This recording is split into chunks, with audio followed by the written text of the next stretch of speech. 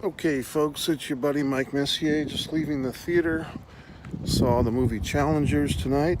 I enjoyed it. Should you go see it? Should you go not? I think you could. I think you should. It's a good, drama. It's not too dramatic, meaning that there's no big sob story going on in the world. It's really a relationship film, a love triangle of sorts, with the backdrop of professional tennis, the juniors, the college world, and then the pros, all through the eyes of the same three characters. Zendaya, if I'm saying her name properly, is the lead actress. I would venture to say the central character of this movie, as well as one of the producers.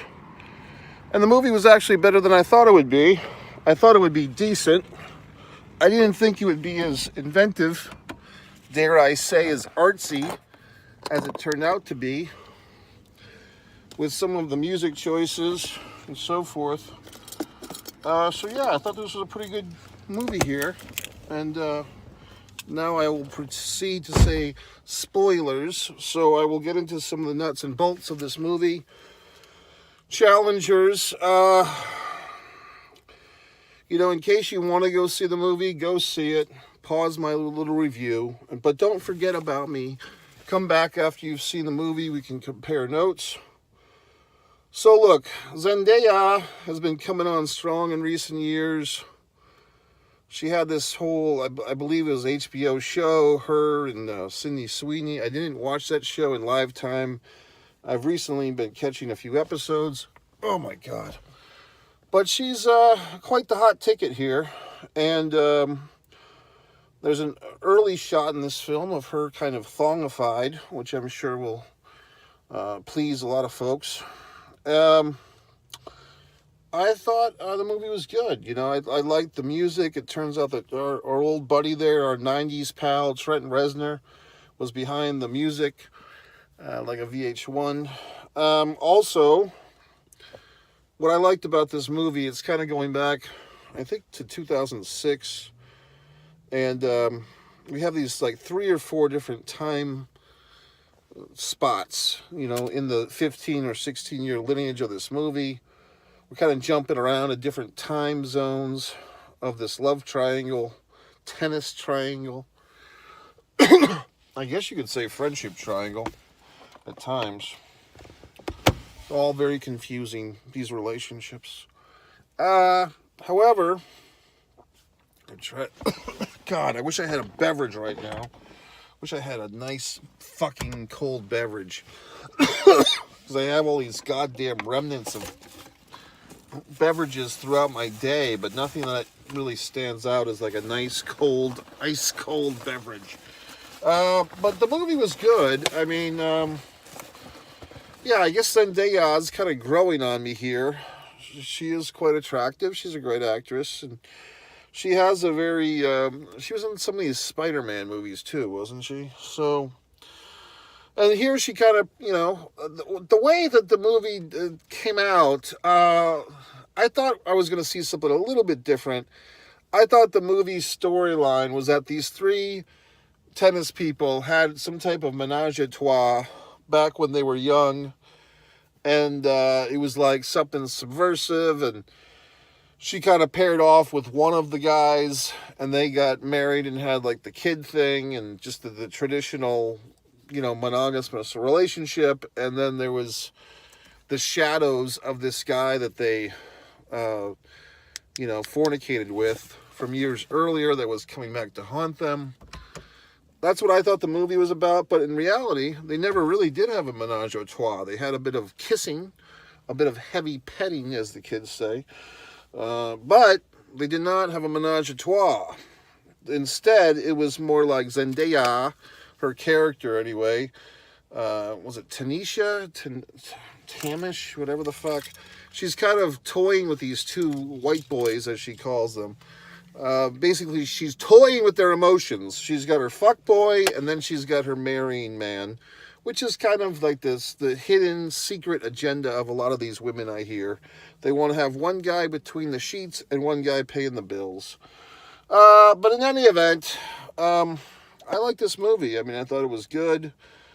They make this self-referential insult to themselves over and over again.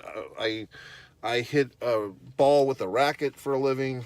But I mean, this world of tennis. I'm trying to remember if there was another tennis movie 15 years ago. I think it was called Match Point. I don't think I saw it. I think there's been a couple of other tennis movies, but I don't know if this one's a really good movie for this generation. I think because at the forefront once again is this love triangle, and then the tennis comes in behind it. But the music, different songs of the last 15 or 20 years that were popular are kind of used in this movie to give us timestamps. There's like some kind of it's getting hot in here, so taking off all my clothes type of thing. That song's in this movie. Ha ha, give it a little bit of ha ha, all this shit. But yeah, I mean, I thought the movie was good. I mean, what can I say? It's a good movie. I like the use of like slow motion at times. Also, there were several scenes where, like, what you would call a transitional shot in most movies would just be like, someone's walking out a doorway. It's no big deal. In this movie, they pumped in that techno Trent Reznor music, bump, bump, bump. So even these like typically lame ass, boring ass, blink and who gives a fuck moment of a movie, like someone walking through a door, it's suddenly all heightened and it's exciting because they're playing this techno fucking music. There's also some scenes of dialogue where I was actually trying to hear what the people were saying, but the fucking disco Trent Reznor shit was overriding the fucking action. So I thought that was kind of cool. I don't think this is an Academy Award-winning film. I think this is a good summertime drama thing. I will say this, probably the biggest upset I had of the night was that I come into this theater. It's the big auditorium, the Dolby Digital, and it's 9:30 on a Friday night, and I think there was like 5 people in the fucking theater, including me, and I was a bit disappointed. I mean, there was an Alien reboot tonight, like the original Alien was re-released. I can imagine that a lot of people went and saw that. What else? I guess the King Kong Godzilla, but that's kind of dragging on for week 3. So I thought this was going to be like a big fucking deal. And it's Friday night. Yes, the movie kind of came out. I think I could have seen this thing on Wednesday. So it wasn't like a weekend premiere, at least not in this town of Jacksonville, Florida. But I thought there'd be like a decent crowd. I thought these young people would come out in droves to see their heroes Zendaya, but they didn't. So I don't know. But I was impressed. I mean, I thought the movie was cool. I liked it. And I think that the actors did a really good job of portraying, as far as I could tell, it was the same 3 actors. They didn't have, different actors play them at different ages. But to have a nice character arc where you're going from, 18, 19 years old, 17 years old perhaps, into their, early mid-30s, I thought they all did quite well. The blonde guy actually looked like he put on some muscle mass, and but it's also, depending on the hairstyle, depending on the type of t-shirt you wear, you can kind of make yourself look a little bit different. But, Zendaya, I thought she did a nice job with the aging process, just with the acting. There was no makeup or anything, but I think they did her hair differently and the outfits and so forth. So I thought the movie was good. I mean, had this movie been made in the 80s or 90s, there would probably be a lot more skin, as in flesh, as in female flesh, most importantly. There was a few more bare penises than I was expecting in this thing. Not the main actors, but these extra guys.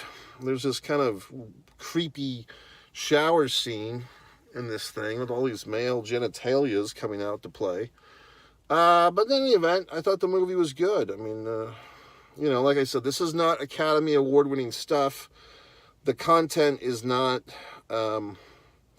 that significant. You know what I mean? It's not that unique. It's a love triangle with a sports background. And, you know, two guys and a girl. I think that was Robert Downey Jr., Heather Graham, and somebody else. I think a lot of the menage a trois movies you see are typically, or not always, but often from the male, you know, one guy with two women stories. I'm trying to think if there's other one women with two guys stories. I'm sure there has been, because I think that movie, Two Guys and a Girl, a few years later, there was like a flip of that where it's like one woman with two guys chasing after her, but whatever the fuck. I know there's been other, I'm just blanking. The movie, you know, it's hearty. It's 2 hours and 10 minutes of some such thing.